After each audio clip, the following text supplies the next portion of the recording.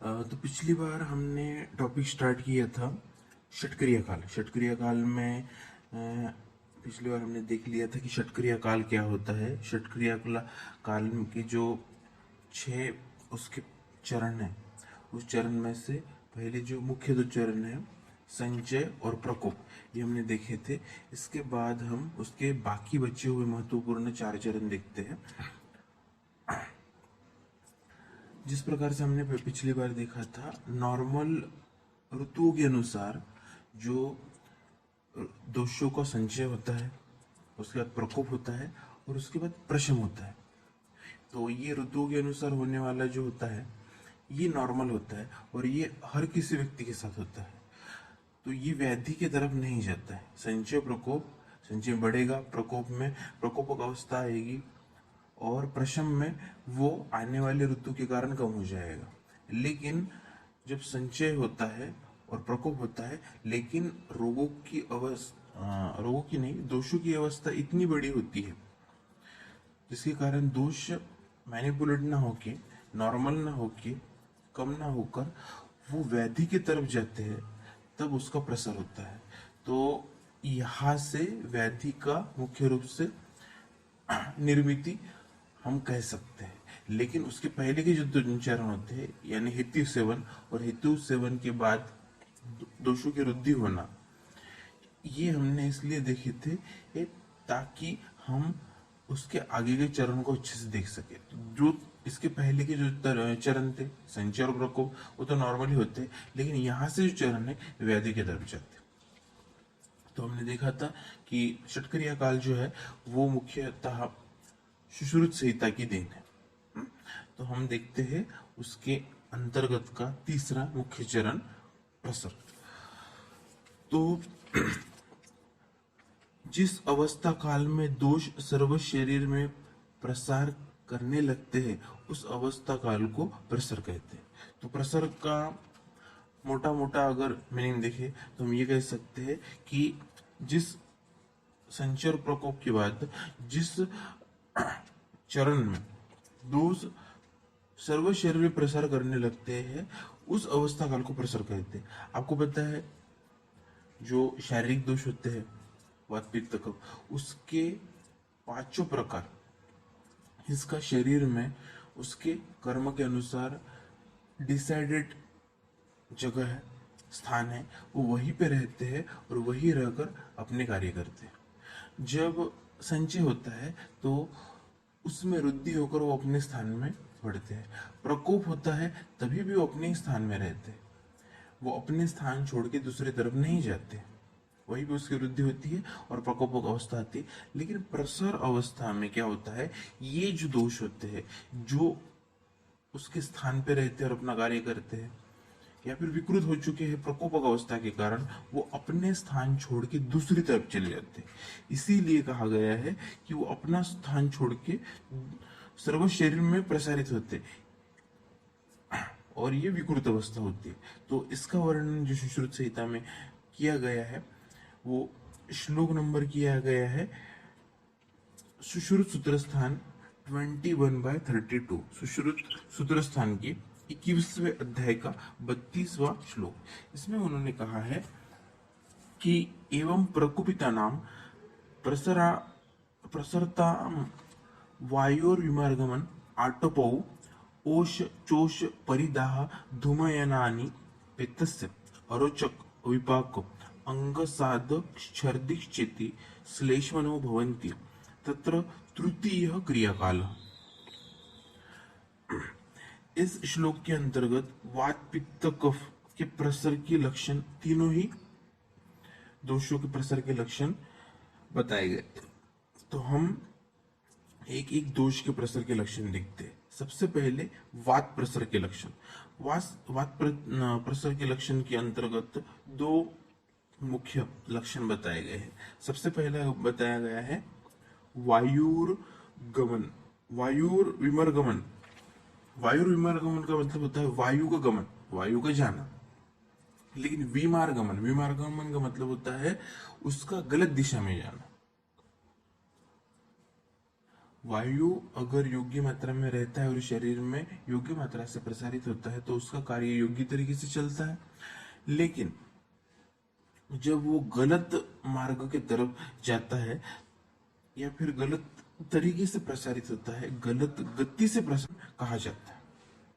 Okay, तो आपको पता है जो शरीर में वात के प्रकार होते हैं पांचों के पांचों, जैसे प्राणवायु होता है, प्राणवायु की अधोगति है, उदान वायु की ऊर्ध्वगति होती है। उसके बाद फिर व्यान जो वायु होती है, व्यान वायु की जो गति होती है वो तिर्यक गति होती है। उसके बाद जो समान वायु होता है वो अग्नि स्थान में रहता है, और उसके बाद अपान वायु की जो गति होती है वो अधोगति होती है। ये उसकी नॉर्मल गति है और उस गति के अनुसार उसका शरीर में प्रसार होता है और वो उसी गति में कार्य करते हैं। लेकिन जिस वक्त इनकी गति विकृत हो जाती है तो एक तो ये अपनी जगह छोड़ के भी जाएगी और इसकी गति में भी परिवर्तन हो सकता है। जैसे अधोगति के दोष जो होते हैं ऊर्ध्वगति हो जाते हैं या ऊर्ध्वगति के अधोगति हो जाती है। ये उसमें होने वाले प्रसर के कारण है, विकृति के कारण है। इसीलिए कहा गया है वायुर विमार्गमन। प्रकोपित दोष यानी वात पक्वाशय यह स्वतः का स्थान छोड़कर शरीर में घूमता है। तो आपको पता है वात दोष जो होता है उसका शरीर में मुख्य स्थान जहाँ पे उसकी निर्मित बताई गई है पक्वाशय में होती है। तो इन्होंने समझने के लिए बताया है कि पक्वाशय जो होता है वो उसकी जहाँ पे उसकी निर्मित होती है वो छोड़कर शरीर में घूमता है, यानी उसका विमार्गमन हो गया। उसके बाद दूसरा लक्षण बताया गया है आटोप। अब आटोप क्या होता है? आटोप का अर्थ होता है रुजा पूर्वक उदर क्षोभ। रुजा रुजा का मतलब होता है दर्द होना, पेन होना। तो जिसमें दर्द युक्त क्षोभ का मतलब होता है पेट का, इसे कह सकते हैं पकड़ के अंदर खींचना और बाहर छोड़ना, इस प्रकार की एक क्रिया होती है। ओके, तो ये पेन के साथ होती है क्योंकि जिस स्थान में ये आना चाहिए, वायु गमन नहीं होना चाहिए, उस स्थान में गया तो उस प्रकार की क्रिया होती है, यानी पेट फूल जाता है और पेट में वेदना होती है और गुड़गुड़ सी आवाज आती है। ऐसा बताया गया है इस प्रकार की आवाज होती है उसको आटोप कहते हैं।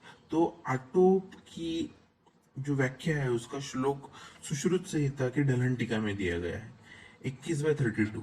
सुश्रुत सूत्र स्थान डलहन टीका 21/32। तो ये श्लोक मैं आपको नहीं दूंगा क्योंकि ये उतना इंपॉर्टेंट नहीं है, लेकिन उसमें क्या बताया गया है ये आप सिर्फ सुन लो। उसमें उन्होंने कहा है आटोपो रुजा पूर्वक उदर शोम, इतना ही बताया गया है। तो पेट फूलने से, पेट से वेदना होकर गुड़गुड़ ऐसी आवाज आना, ऐसा आटोप इस लक्षण का अर्थ बताया गया है।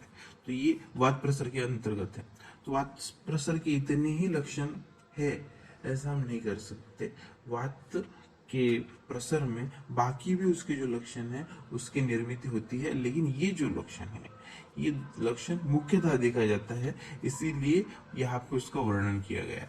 उसके बाद दूसरा दोष पित्त। पित्त प्रसर के लक्षण, पित्त के उष्ण तीक्ष्ण गुण ज्यादा बढ़ने से यह लक्षण उत्पन्न होते हैं।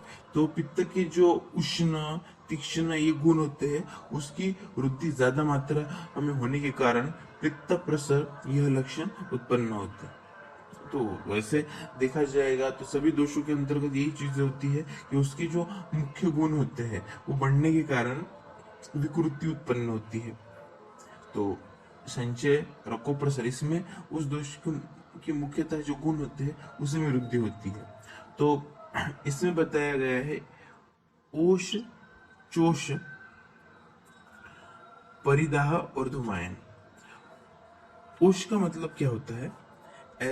शरीर के एक ही स्थान पर दाह होना। तो ओष का मतलब होता है अब पित्त के जो उष्ण तीक्ष्ण गुण बढ़ गया है, और ये गुण बढ़ने के कारण शरीर के विशिष्ट स्थान में जब दाह उत्पन्न होता है, दाह उत्पन्न होता है उसको कहते हैं शोष। उसके बाद चोष। शरीर के जिस स्थान पर दाह होता है उस स्थान पर खींचे समान वेदना होती है। तो ये उसके बाद की स्टेज है।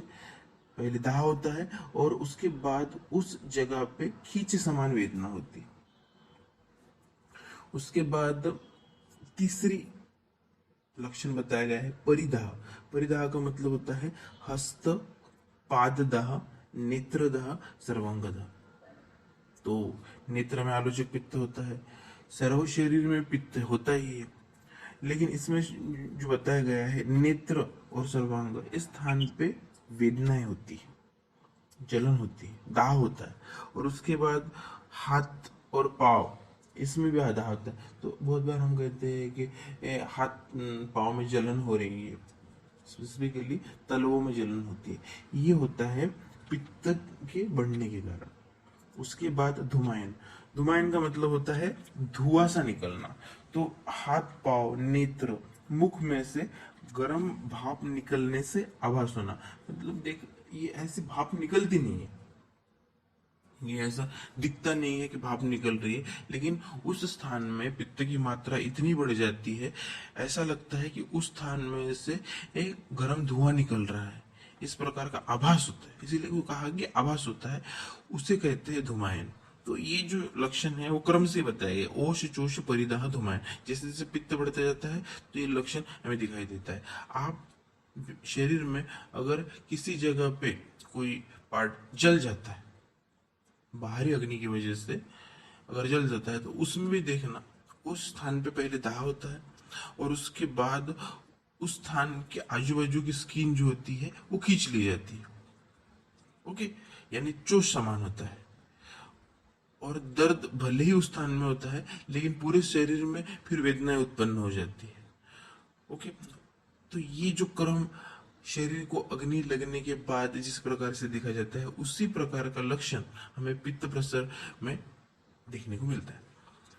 अब ये हो गया वात प्रसर, पित्त प्रसर। उसके बाद तीसरा दोष, शारीरिक दोष कफ, उसके प्रसर के लक्षण, कफ प्रसर के लक्षण।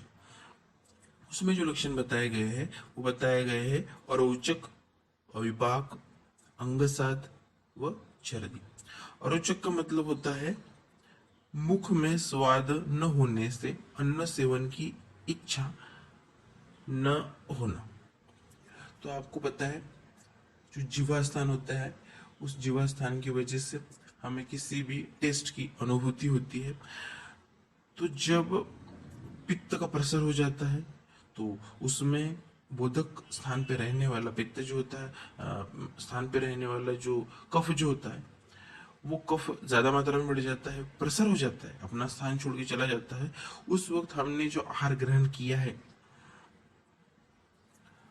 उसका टेस्ट नहीं आता है। और आपने देखा होगा कि टेस्ट की लालसा होती है जिह्वा की, इसके ऊपर मुहावरे भी है। तो ये जो होता है वो उसकी इच्छा नहीं होती है, क्योंकि वो अपना कार्य नहीं कर रहा है। तो ना खाने की इच्छा होती है और खाता भी है, तो उसकी टेस्ट नहीं होती है। और आपको पता है जब कफ बढ़ता है उसका सबसे पहला लक्षण बताया गया है अग्निसदन। अग्निसदन होती है, अग्नि का माध्य होता है, अग्नि का माध्य होता है तो किसी भी प्रकार की चीज खाने की इच्छा नहीं होती, तो वही अरोचक यहाँ पे देखा जाता है। उसके बाद अविपाक। अविपाक का मतलब होता है अपचन। जो भी हमने आहार ग्रहण किया, भले ही आपको इच्छा नहीं है फिर भी अगर आहार ग्रहण किया, उसका चर्वण किया, वो शरीर के अन्न मार्ग नलिका से अंदर चला गया, बाद में स्टमक में चला गया, यानी पक्वाशय आमाशय में चला गया। वहां पे उसके डाइजेशन की शुरुआत ये तो मुख से ही होती है, उसके चर्वण से ही होती है, लेकिन इंटरनल डाइजेशन की शुरुआत होती है, वो होती है आमाशय से। तो वहां से उसका विपाक बनना चालू होता है। आपको पता है 3 प्रकार के विपाक है, वो क्रमानुसार बनते हैं, मधुर, अम्ल कटु उसके स्थानों में बनते हैं। तो ये जो उसके विपाक होने चाहिए, ये उसके पाचन के क्रम है। उस क्रम में जिस प्रकार से विपाक होना चाहिए उस क्रम से विपाक नहीं होता है, अविपाक होता है। इसका मतलब पचन नहीं होता है, प्रॉपर वे से पचन नहीं होता है। ओके, तो वहां पे अविपाक के कारण अपचन हमें लक्षण दिखाई देता है। उसके बाद तीसरा लक्षण बताया है अंगसात, अंग गल जाना।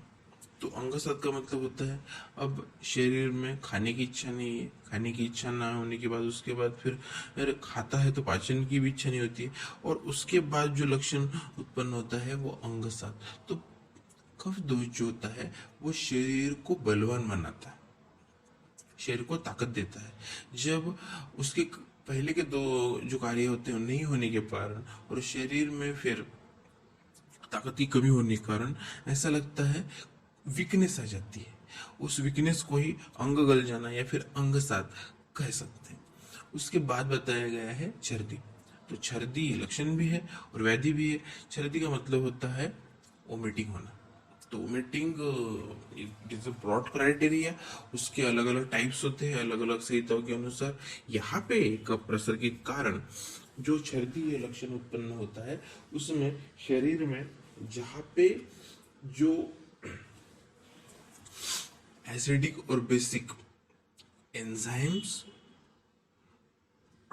का सिक्रेशंस होता है, वो सिक्रेशंस भले ही होता है लेकिन वो प्राकृत नहीं होता है। उसके अंतर्गत जो क्वालिटी रहनी चाहिए वो क्वालिटी वो छोड़ देता है, और ये नॉन क्वालिटेटिव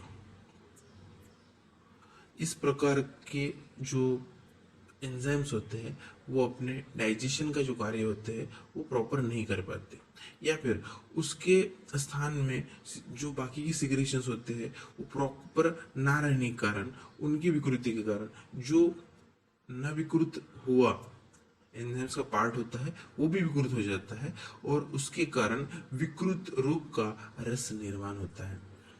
अब ये जो रस होता है वो आमाशय में निर्मित होता है, और आमाशय में निर्मित होने के बाद उसकी ज्यादा मात्रा में निर्मित के कारण वो शरीर का पार्ट नहीं है। वो योग्य मात्रा में निर्मित हुआ तो उसका डाइजेशन कार्य करेगा, डाइजेशन कार्य करके वो अन्न के साथ आगे चला जाएगा। लेकिन जो विकृत रूप में ज्यादा मात्रा में निर्मित हुआ पित्त होता है वो उसके पास के स्थान में से शरीर के बाहर आने की चेष्टा करता है। अब आपको पता है कि स्टमक जो होता है उसका कार्डियक स्फिंक्टर होता है, और उसके बाद ये उसकी ओपनिंग का स्फिंक्टर है, और उसके जो क्लोजिंग का स्फिंक्टर होता है जहाँ पे स्टमक खत्म होता है वहां पे पाइलोरिक स्फिंक्टर होता है। तो ये जो छर्दी की प्रक्रिया होती है वो पाइलोरिक स्फिंक्टर के ऊपर की होती है, यानी छर्दी में जो भी चीजें बाहर निकलती है, विकृत मात्रा का पित्त निकलता है, अपाचित आहार निकलता है, वो स्टमक का ही होता है। ओके, तो वो विकृत मात्रा में निर्मित होने के बाद शरीर के बाहर निकलने की चेष्टा करता है और शरीर के बाहर निकल सकता है। तो ये कफ प्रसर के लक्षण हो गए। तो इस श्लोक में हमने वात पित्त कफ इन तीनों शारीरिक दोषों के प्रसर के लक्षण देखे। अब हम इसी कड़ी में आगे बढ़ते हुए सुश्रुत संहिता का एक और श्लोक देखते हैं जिसमें उन्होंने प्रसर को योग्य मात्रा में उदाहरण के द्वारा स्पष्ट करने की का प्रयास किया है। जिस उदाहरण के द्वारा आपको प्रसर ये योग्य तरीके से समझ में आएगा। तो उसका रेफरेंस है सुश्रुत सूत्र स्थान 21/28, सुश्रुत सूत्र स्थान के 21वें अध्याय का 28वां श्लोक। इसमें उन्होंने कहा है तेषामी विरात को विशेषः प्रकुपितानां पर्युषित किन्वोदक पिष्ट समवाय इवो रिक्तानां प्रसारो भवति तेषां वायुर्गम प्रसार हेतुतः सत्य चैतन्य काफी क्लिष्ट सा श्लोक है। इसमें उन्होंने ये कहा है कि जिस प्रकार किण्व, किण्व का मतलब होता है सुरा बीज, तो जो सुरा निर्मित होती है, मध्य की निर्मित होती है, मध्य निर्मित के लिए एक धातकी के पुष्प का यूज किया जाता है। धातकी का मतलब होता है महुए की फूल। आपको पता होगा कि महुए के फूल जो होते हैं वो मध्य निर्मित के लिए यूज की जाती है, तो उसको सुरा बीज कहा जाता है। किण्व जो है वो आपने दही के बारे में सुना होगा, तो जब हमें दूध से दही की निर्मित करनी होती है तो उसमें थोड़ी मात्रा में दही के बैसिलस डाले जाते हैं, तो थोड़ी सी दही उसमें डाल देते हैं, बैसिलस चले जाते हैं और उस से दूध का परिवर्तन दही में हो जाता है। उसी प्रकार से अगर हम किण्व के रूप में सुरा बीज को, धातकी पुष्प को, मोह के फूल को अगर यूज करते हैं तो वो डाले जाते हैं पिष्ट में। पिष्ट में यहाँ पे बताया गया है तंदुल पिष्टि। तंदुल का मतलब होता है चावल। चावल की जो ये होती है, चावल का जो अगर हमने उसको पाउडर फॉर्म में कर लिया, उसकी पिष्टि कर ली, तो और उसमें अगर हमने धातकी के पुष्प किण्व के रूप में डाल दिए तो उसका सम्मिश्रण होके मध्य की निर्मित होती है। जिस तरह किण्व यानी सुरभिश यानी पिष्टि, तंडुल पिष्टि और पानी, इन्हें परस्पर संयुक्त कर एक रात रखने से इनमें उफान उत्पन्न होकर यानी झाग उत्पन्न होकर पात्र के बाहर निकलने लगते हैं, उसी तरह इन्हें बल विधिग्रहादि कारणों से प्रकुपित हुए दोष में उद्रेक उत्पन्न होकर उसका प्रसार होता है। तो इन्होंने कहा है जिस प्रकार से अगर हमने किण्व और पिष्टि इसको पानी के साथ मिला कर रात भर में रख दिया तो उसमें उफान आता है, उसमें झाग आता है और मध्य की निर्मित होती है। तो उसी प्रकार शरीर में जब किण्व रूप दोष जो होते हैं वो प्राकृत नहीं होते, विकृति शरीर में आ जाती है और वो विकृति, वो किण्व शरीर के प्राकृत दोषों को, शरीर के प्राकृत पिष्टि को विकृत कर देते हैं और विकृत करने के कारण बल आदि ग्रह आदि, इसका मतलब बलपूर्वक और ऐसे ग्रह उत्पन्न हो जाते हैं जो उसको सपोर्टिव होते हैं, उस प्रकार की वेदर क्रिएट हो जाता है।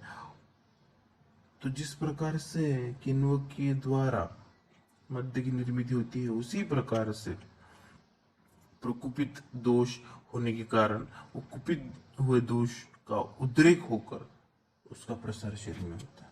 तो जिस प्रकार से उसमें होता है किण्व के द्वारा मध्य की निर्मित, उसी प्रकार से शरीर में दोषों का विकृत होने के बाद तो वो शरीर में प्रकोपित होकर घूमने लगते हैं, प्रसार होता है। ओके, तो ये था वात दोष का वात नहीं या तीसरा चरण, मुख्य चरण जो हमने देखा प्रसर। प्रसर के बाद हम देखते हैं नेक्स्ट चरण जिसे स्थान संश्रय कहते हैं। चौथा चरण स्थान संश्रय। अब स्थान संश्रय यानी क्या होता है? इस अवस्था में शरीर में घूमते हुए दोष दुर्बल धातु मल तथा दुर्बल स्रोतस में आश्रय लेते हैं और वहां पे व्याधि उत्पत्ति की प्रक्रिया शुरू होती है। तो ये चीज मैं आपको स्थान संश्रय के रूप में बहुत बार बता चुका हूं कि जब भी शरीर में दोष योग्य मात्रा में रहते हैं, अपने स्थान में रहते हैं, तब योग्य तरीके से कार्य करते हैं। लेकिन जब दोष विकृत हो जाते हैं, विकृत होने के बाद वो शरीर में घूमते हैं। शरीर में अगर बलवान है, शरीर की इम्यूनिटी अगर अच्छी है तो वो उसे पकड़ नहीं पाता है। लेकिन जब शरीर में घूमते हैं तो ये दोष शरीर के दुर्बल दुष्य को देखते हैं, दोष दूषित करते हैं। किसको कहते हैं? दुष्य को करते हैं। दुष्य यानी क्या होता है? धातु और मल होते हैं। तो शरीर में घूमते हैं और जहां भी उसे दुर्बल धातु या मल मिलता है या स्रोतस मिलता है, ख वैगुण्य, ख वैगुण्य का मतलब क्या होता है? ख का मतलब खाली जगह। इस प्रकार की खाली जगह होती है, इस प्रकार की वीकनेस शरीर में जहाँ पे होती है, वहां पे दोष रुकता है और अपनी व्याधि की प्रक्रिया को शुरुआत कर देता है। और वहां पे वो रुकता है और अपना कार्य करता है, इसीलिए उस जगह पे उसका संश्रय होता है, स्थान संश्रय, और व्याधि की शुरुआत हो जाती है। इसके पहले के चरण जो थे उसमें तो वैदिक एक एक चीजें होती है, लेकिन यहाँ पे एक्यूरेटली उसने अपनी जगह पकड़ी है और वहां पे वैदिक की उत्पत्ति होना शुरुआत हो जाता है। तो ये समझने के लिए माधव निदान का श्लोक बताया गया है। माधव निदान 1/7, माधव निदान की पहले अध्याय का 7वां श्लोक, उसमें उन्होंने कहा है कि स्थान संश्रय इनाम क्रुद्धः भावी व्याधि प्रबोधकम दोषाः कुर्वन्ति यत् लिंगम पूर्व रूपम तदुच्यते। इस श्लोक में कहा गया है कि स्थान संश्रय काल में दोषों के पूर्व रूप शरीर में दिखने शुरू होते हैं। ओके, तो यहाँ पे जो भावी व्याधि होती है, मतलब होने वाली आगे की व्याधि जो होती है, जो भविष्य काल में निर्मित होने वाली होती है, उसकी शुरुआत हमें दिखने लगती है। और दोषों के जो पूर्व रूप जो होते हैं, यानी किसी भी, जिस प्रकार से तूफान के पहले का आगाज होता है, कुछ अनुभूति होती है, ऐसा हुआ मतलब ऐसा हो सकता है, इस प्रकार की जो चीजें होती है, उसी प्रकार के आगाज उत्पन्न होते हैं उस व्याधि के, यानी उसके पूर्व रूप। किसी भी व्याधि के जो पहले लक्षण होते हैं उत्पन्न इस चरण में होने लगते हैं। जो दोष जिस अवयव तथा धातु तथा स्रोत का आश्रय लेता है, उस अवयव का तथा धातु का व्याधि होता है। तो दोष शरीर में घूमने के बाद जब वो खवय गुण प्राप्त करता है, दुर्बल धातु या मल या स्रोत या स्थान को पकड़ लेता है, जकड़ लेता है, उसके बाद वहां पे वो अपना आश्रय कर लेता है और फिर उस स्थान की, उस धातु की, उस स्रोत की वहां पे व्याधि उत्पन्न हो जाती। अब स्थान संशय से होने वाली व्याधियां, तो सुश्रुत सूत्र स्थान के 21/33, सुश्रुत सूत्र स्थान के 21 से 21 अध्याय के 33 श्लोक में जो स्थान संशय की व्याधियां, उसके एग्जाम्पल्स बताए गए हैं। तो वो श्लोक देखने की जरूरत नहीं है, सिर्फ उसके अंदर के एग्जाम्पल है, वो उसका जरा हम एक्सप्लेनेशन देख लेते हैं ताकि स्थान संशय ये लक्षण आपको अच्छे से समझ में आए।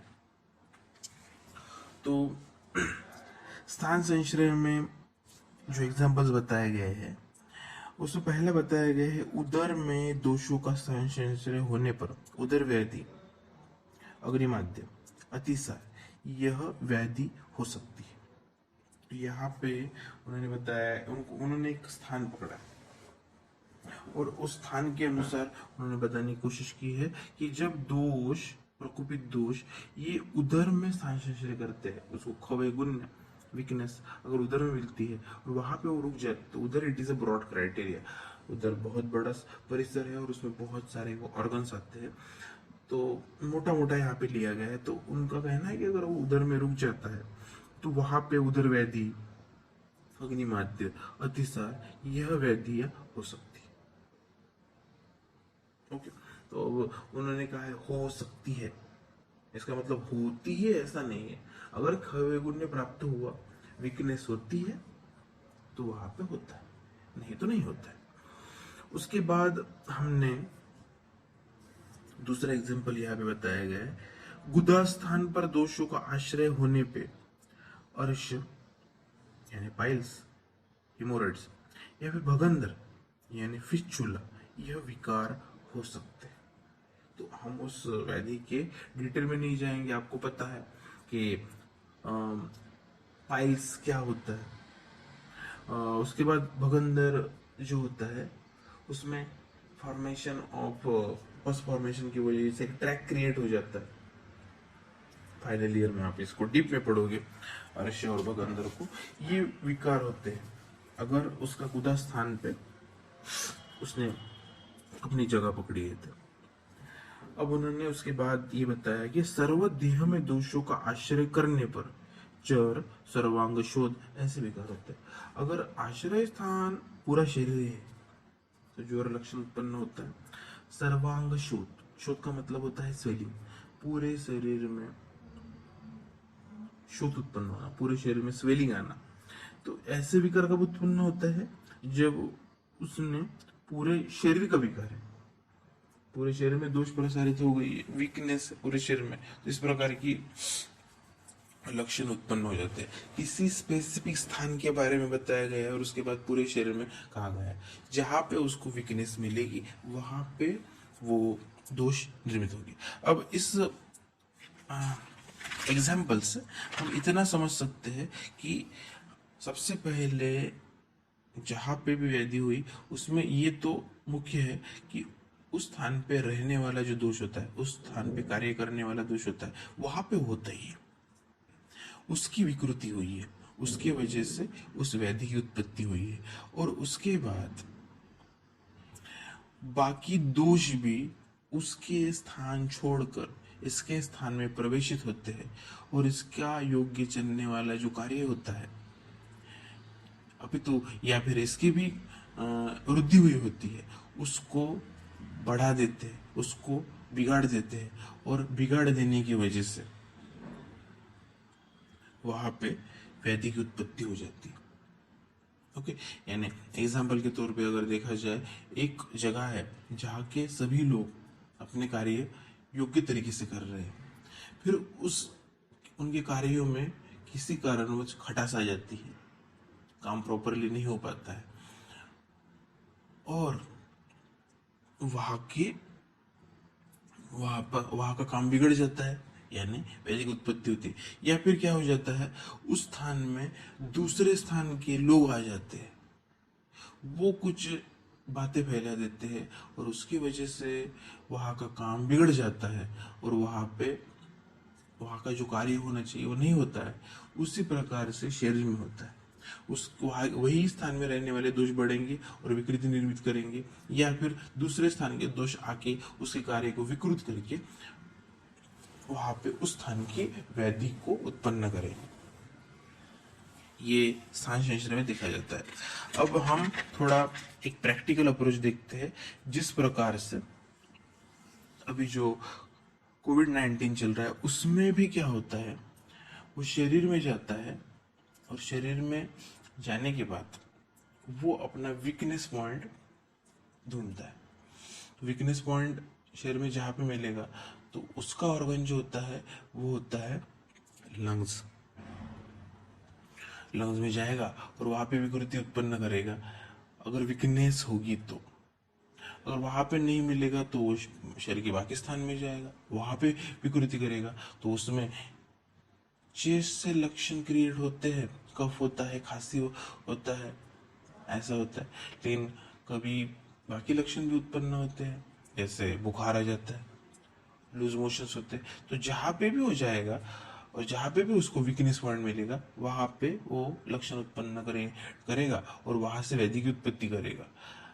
प्रेजेंट ऐसे पेशेंट आ रहे हैं जो असिम्टोमेटिक है, तो असिम्टोमेटिक केस का मतलब उसको वीकनेस नहीं मिला, तो उसके शरीर में है लेकिन वो लक्षण की उत्पत्ति नहीं कर पा रहा है क्योंकि उसको वीक पॉइंट मिला ही नहीं है।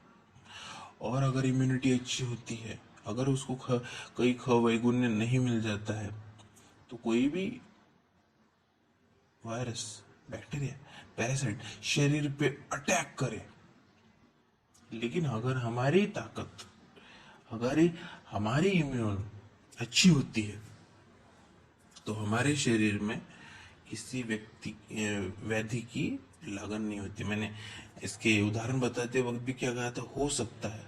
तो उसको वीकनेस मिला तो होगा, अगर शरीर में उसको वीकनेस नहीं मिला तो बाहर का।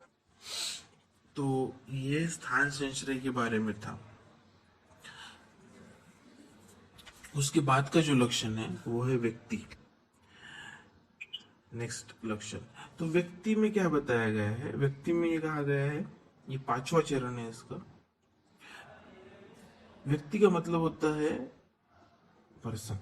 तो यहाँ पे वो पर्सन, ये इसका अर्थ नहीं लिया गया है। यहाँ पे व्यक्ति का मतलब होता है लक्षणों का व्यक्त होना। सांख्यशास्त्र में पूर्व रूप उत्पन्न होते हैं और व्यक्ति में लक्षण उत्पन्न होते हैं। पांचवें क्रियाकाल में व्याधि के लक्षण शरीर में स्पष्ट दिखाई देते हैं और व्याधि का निदान करना, डायग्नोसिस शक्य हो जाता है।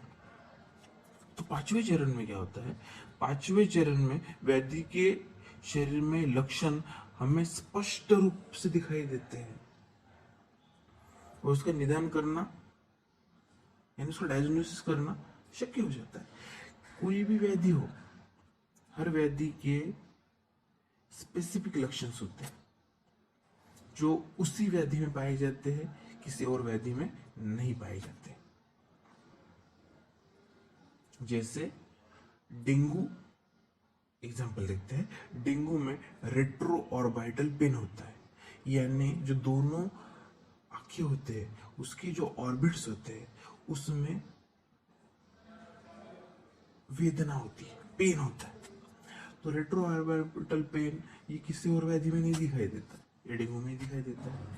तो स्पेसिफिक जब डॉक्टर किसी भी वैद्य यानी किसी का भी हम चेकिंग करते हैं, चेकिंग करते वक्त हम उस व्याधि के स्पेसिफिक लक्षण अगर उसमें होते हैं तो हम समझ जाते हैं इस व्यक्ति में इस व्याधि के होने की आशंका ज्यादा है, प्रोबेबिलिटी जो होती है ज्यादा होती है, क्योंकि वो स्पेसिफिक लक्षण जो होता है वो उसी व्याधि में पाया जाता है। अब मैं प्रोबेबिलिटी क्यों कह रहा हूँ, 101% क्यों कह नहीं रहा हूँ, क्योंकि कभी कभी हम जो कह रहे हैं वो पेशेंट को समझता नहीं है। हम कहते हैं ऐसा होता है, हाँ होता है, ऐसा होता है, हाँ होता है, ऐसा होता है, वो हाँ ही कहता जाता है और उस स्पेसिफिक लक्षण को भी वो हाँ कह देता है। तो आपको पता है सिम्टम पेशेंट हमें बताता है कि मुझे ऐसा होता है, मुझे वैसा होता है, और साइन हम पेशेंट में देखते हैं। तो आपको साइन के द्वारा उस पेशेंट में देखना है कि वो स्पेसिफिक लक्षण उस व्यक्ति में निर्मित हुआ है या नहीं। अगर ये हुआ है या फिर हमें कोई उसको टेस्ट करने के लिए करते हैं, जैसे डेंगू का ही फिर से एग्जांपल ले लेते हैं, ये लक्षण उसमें दिख रहा है तो हम उसकी क्या करेंगे, हम उसका सीबीसी करेंगे। सीबीसी में उसके प्लेटलेट काउंट कम हो जाएंगे, उसके ऊपर से हमें समझ में आ जाएगा प्लेटलेट काउंट कम हो गया, रेट्रोऑर्बिटल पेन है, वोमिटिंग हो रही है, वीकनेस फील हो रहा है, या फिर उसके शरीर में पेटिची क्रिएट हो जाती है। पेटिची का मतलब होता है इंटरनल ब्लीडिंग होके शरीर में हमें स्पॉट्स दिखते हैं, ये पेटिची भी। अब मैं डेंगू के बारे में क्यों बता रहा हूँ, क्योंकि मैंने एक डिजीज को पकड़ के बताने की आपको कोशिश की है, तो ये लक्षण उसमें भी उत्पन्न हो जाते हैं, ये हमें उसमें दिखते हैं। जो बताता है वो तो सिम्टम्स है, हम देखते हैं वो साइन हो गए, फिर हम पैथोलॉजी की रिपोर्ट करते हैं तो हमें कंफर्म हो जाता है कि उसके शरीर में क्या हुआ है, डेंगू हुआ है।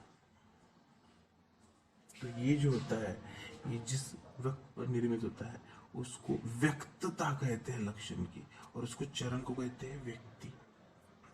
तो यहाँ पे डलहन की टीका का सुश्रुत स्थान का एक श्लोक बताया गया है 21/34। तो इसमें बताया गया है व्याधे प्रव्यक्तम रूपम व्यक्ति, व्याधेह प्रव्यक्तम रूपम व्यक्ति, माया ने व्याधि के शरीर में व्यक्त लक्षणों को व्यक्ति अवस्था कहते हैं। तो उसको कहते हैं व्यक्त, जब लक्षण व्यक्त हो जाते हैं तो उसे कहते हैं व्यक्ति। उसके बाद सुश्रुत सूत्र स्थान में उसका एक श्लोक बताया गया है, उसी अध्याय का 21वें अध्याय का ये 34 सुश्रुत सूत्र स्थान 21/34। तो उसमें जो लक्षण बताया गया है वो बताया गया है शोप, यानी उस श्लोक में क्या कहा गया है, शोप अर्बुद ग्रंथि विद्रति विसर्प प्रभृति नाम प्रव्यक्त लक्ष्यता ज्वर अतिसार प्रभृति नाश्च तत्र पंचम क्रियाकाल। अब इसमें उन्होंने क्या कहा है, उन्होंने कहा है शोफ, शोफ का मतलब होता है स्वेलिंग होना, अर्बुद ग्रंथि दैट इज ट्यूमर्स, जो ट्यूमर्स होते हैं उसको अर्बुद या ग्रंथि है, तो उसमें भी कुछ डिफरेंशिएशन है, उसके डीप में हम नहीं जाएंगे, लेकिन समझ लो ट्यूमर्स। उसके बाद विधृति, विधृति का मतलब होता है एब्सेस, यानी वहां पे पस फॉर्मेशन हुआ है। विसर्प, विसर्प का मतलब होता है हर्पिस जोस्टर। तो ये सब व्याधि उन्होंने बताया, ये सब व्याधियां है, प्रभृति ये बढ़ जाते हैं, तथा ज्वर, ओके, यानी फीवर, अतिसार, लूज मोशन आदि रोगों के लक्षणों का व्यक्त हो जाना ही रोग होता है। तो इस प्रकार के जो लक्षण है वो उस व्यक्ति में व्यक्त हो जाते हैं। उस दशा में चिकित्सा करना पंचम क्रियाकाल कहलाता है। जब इस प्रकार के लक्षण हमें दिखाई देते हैं, इसके ऊपर से हमें कंफर्म हो जाता है, पेशेंट भी दिखाता है यहाँ पे दर्द होता है, यहाँ पे गठान बन गई है, मेरे शरीर के ऊपर सूजन आ गई है, मेरे शरीर के ऊपर ये पैचेस क्रिए दिख रहे हैं, मुझे फीवर सा लग रहा है, मुझे लूज मोशंस हो गए, ये उसने बताए हुए लक्षण होते हैं। और हम भी देखते हैं कि यहाँ पे पेन हो रहा है, उसके बाद हमें उसके अंदर कुछ वाटरी कंटेंट लगता है, यानी वहां पे विकृति हो गई है, एब्सेस हो गया है, तो ये हम उसमें साइंस देखते हैं। ये सब प्रकार के साइंस सिम्टम जब दिखाई देते हैं और उस दशा में चिकित्सा की जाती है, वो पंचम काल में की जाने वाली चिकित्सा कहलाती है, यानी व्यक्ति इस काल में की गई चिकित्सा कह सकते हैं। तो मेरा तो मानस था आज पूरा षटक्रिया काल समाप्त हो जाए, लेकिन नहीं हो पाया। तो आज हमने 3 चरण देखे हैं, प्रसर, स्थान संश्रय तथा व्यक्ति। तो इसके अंतर्गत जो डलहन के इम्पोर्टेंट श्लोक हैं और सुश्रुत संहिता के श्लोक हैं, उसके श्लोक और उसका मीनिंग मैं आपको फॉरवर्ड करूंगा, इसकी नोट्स बना ले और समझ ले। नहीं समझ में आए तो मुझे आप पूछ सकते हो। नेक्स्ट जो लेक्चर रहेगा, यानी कल का लेक्चर रहेगा, उसमें हम उसका लास्ट का जो चरण है भेद वो देखेंगे, और क्रियाकाल का महत्व क्या होता है ये हम देखेंगे।